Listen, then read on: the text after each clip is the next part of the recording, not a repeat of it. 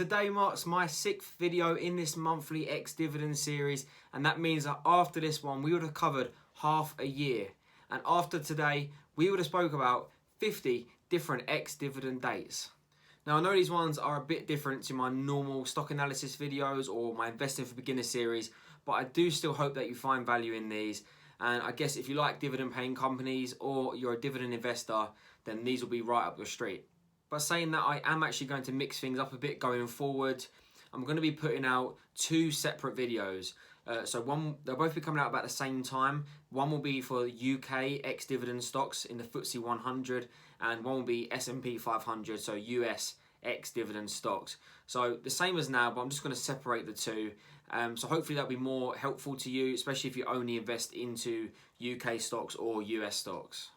So moving on to what you actually came here for, we're going to be looking at 8 companies today going ex-dividend in the month of November.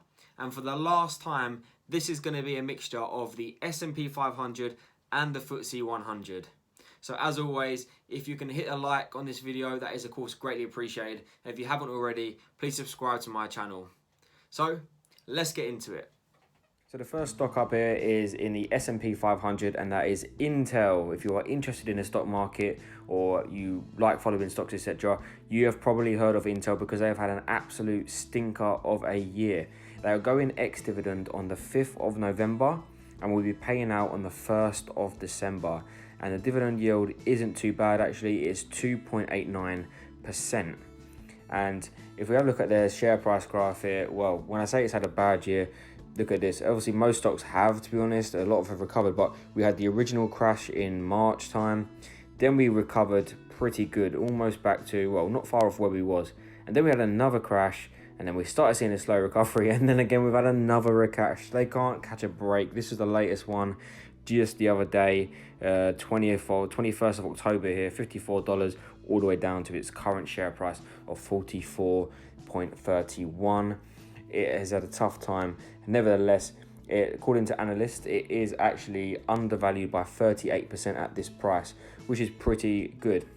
And that gives it a low PE ratio there of just 9.54. So a very low PE ratio, but they have had a lot of trouble. So you just got to bear that in mind with this one. However, it is a dividend paying company, and we're paying out around about 33 cents per share.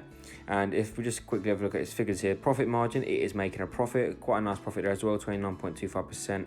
And the debt to assets is quite low as well. It's kind of in line with what it's been doing in previous years, 43.12%.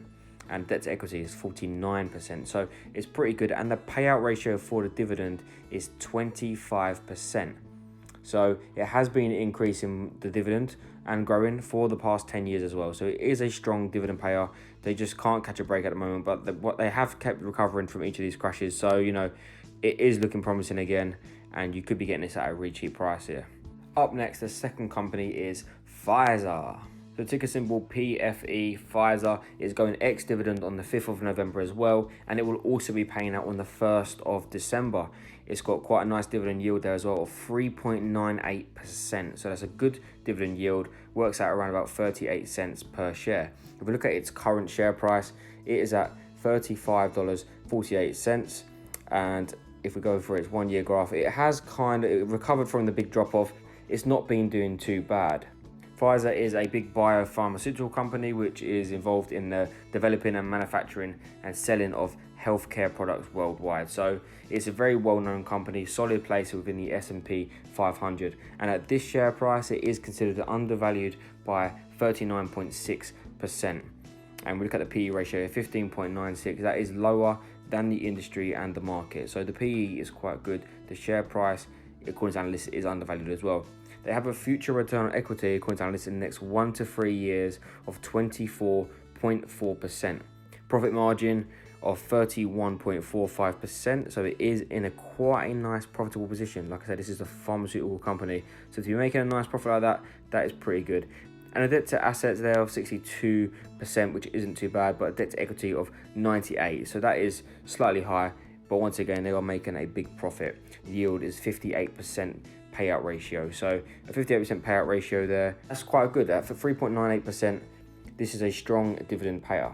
The third company on this list is one you've probably all heard of, without a doubt, and that is ticker symbol SBUX, Starbucks. So Starbucks, I don't think I need to explain this one, is the big coffee chain, the big coffee restaurant in the S&P 500. It is going ex-dividend on the 10th of November, and it will be paying out on the 27th of November. So you're going to be getting the payout the exact same month.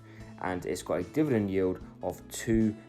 So that is quite a high dividend yield for such a well-established company. If we look at how it's done over the years, obviously this year we saw the big drop off and we have recovered. We did hit highs there about $92, so we're now at 87.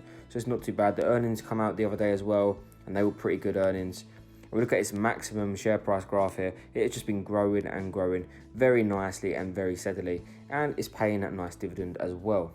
And at this share price, it has a PE ratio of 33.71, so that is quite high. The industry is around about 26, so slightly high PE, but you are getting a very strong, stable company here with a future growth predicted to be 30% in the next 1 to 3 years. If we look at how much money it's making here, so we've got a profit margin there of 13.58%, so it is still in profit, slightly less than the previous years. And then the debt to assets is quite high though. It's 132% debt to assets with 196% debt to equity. And we tend to see this in these consumable sector. They do tend to have quite high debts, but this isn't too bad. The money can get reinvested into the company, but it is making a profit and it's paying you a nice dividend yield there of 2%. So you're getting a quite a stable company here in the retail industry with a dividend paying out as well. So the fourth company on this list is Epic code RSA, that is RSA Insurance Group. So RSA Insurance Group, it is in the Ftse100. It is going ex-dividend on the 12th of November, paying out on the 4th of December. It's paying out a dividend yield of 1.90%. So it's not the highest dividend payer here, but there is not many companies in the Ftse100 going ex-dividend next month. However, this is one of those, and the clue is in the name. It is an insurance company providing international insurance. If we look at its maximum graph here, just like most insurance companies, it's not really the most stable. Not really growth companies. They're considered more long-term or dividend kind of companies, and we can see the big drop off this year, and it has recovered from those lows there of around about £3.20 something, £3.28 there, to now £4.26. And at this price, it is deemed by analysts as undervalued by almost 40%. And the PE is 11.73, which is kind of in line with how the industry is going at the moment. A lot of these insurance companies have been sold off massively, especially the UK ones as well. The thing about RSA, it does have a really good balance sheet. The debt to assets there is 79.12%, but it's just got a debt to equity ratio of 18%. So the balance sheet is really good and it is paying that dividend. So if you have faith in this insurance industry sector, then this could be a good choice. The fifth company up is our only other company in the Ftse100 for this one, and that is Epic code FERG, Ferguson. Now, Ferguson is a distributor of plumbing and heating products. It's going ex-dividend as well on the 12th of November, paying out on the 11th of December. And it's going to be paying out a dividend yield there of 2.08% at the moment throughout the year, which is going to get you a very nice payment out of $2 per share. Now, Ferguson, unlike RSA, has actually done really well this year, and we can see before the crash it was about £75 per share, and it had dropped off all the way down to 45, and now we're back pretty much up to, well, higher than we was at 77. So the price has done really good, and if we look at the PE for this, it is 20.62, which you could argue is slightly higher for this industry. It is considered 36% overvalued at this price, so it is kind of overvalued, but it is a very strong dividend there of 2.08%, and there is predicted to have a future return on equity in the next 1 to 3 years of 22.3%. This dividend yield, like I said, will get you $2 per share, and that's going to be out at a payout ratio of 49%. We can see it's been making a consistent profit, and the debt isn't too bad either, 67%. So $2 per share, that is Ferguson. The sixth company on this list is another big giant that you all most certainly will know, and that is ticker symbol MSFT, Microsoft. So Microsoft, I'm sure you all know this, is in the S&P 500, one of the biggest tech giants in the world. It's going ex-dividend on the 18th of November, paying out on the 10th of December. It has a dividend yield of just 1.04%, so it's not the biggest dividend paying company in this list by by no means. However, I know a lot of people that hold this company, so a lot of people are going to be getting that next payment, and that's going to be around about 56 cents per share. If we look at how they have performed this year, no surprise, they have been absolutely amazing. This is their 1 year graph, so the crash was all the way down here, $136 per share. Imagine if you got that price. It's now trading at $202 per share, and it's been a little bit hit as of late. It did go to 231, but look at that, absolute great graph. And then look at this graph. This is what we like to see, consistent growth. If you got this back in 2013, you would have got it for $36. So it's been consistently growing, and it's now $202. And at this price, according to analysts, it is overvalued by 25%. However, you are getting an amazing company for that price. The PE for this one is actually really low compared to the rest of the industry, currently at 37 PE. The industry at the moment is around about 62. So compared to all the other big tech companies out there, you're getting a lot more for your money. In terms of its dividend, it has been paying and growing at dividend for over 10 years, and it has a payout ratio of just 35%. So quite a low payout ratio. If we look at its profit there, it's making a nice profit, 31% almost, and a debt to assets of 60.74%, and debt to equity of 53. So quite a low debt. It's making a nice profit.